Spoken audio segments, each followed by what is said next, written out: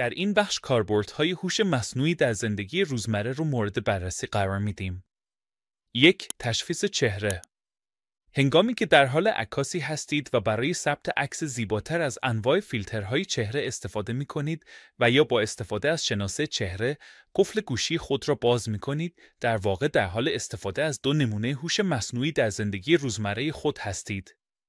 2. نقشه و مسیریاب.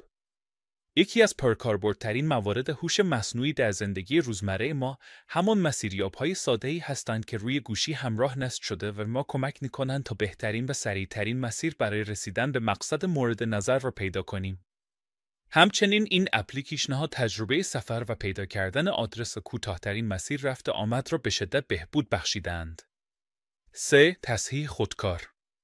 این نمونه از هوش مصنوعی اغلب در نرم افزارهای نوشتن متون و یا ویرایش نوشته‌ها استفاده می‌شود. تصحیح خودکار با بررسی املایی کلمات و نگارش جملات می‌تواند در تایپ سریعتر متن‌های بدون غلط به کاربران کمک کند. 4. چت‌بات. چت‌بات یک نرم افزار رایانه‌ای مبتنی بر هوش مصنوعی است که قادر به شبیه‌سازی مکالمات انسانی میباشد. این ربات درخواست‌های کاربر را تفسیر و پردازش کرده و سریعاً به آنها پاسخ می‌دهد. در حقیقت چت‌بات رباتی است که قادر به شبیه‌سازی مکالمه با یک کاربر به زبان طبیعی از طریق پیام‌رسان‌ها، وبسایت‌ها و اپلیکیشن‌های موبایلی میباشد. 5. دستیارهای صوتی دیجیتال.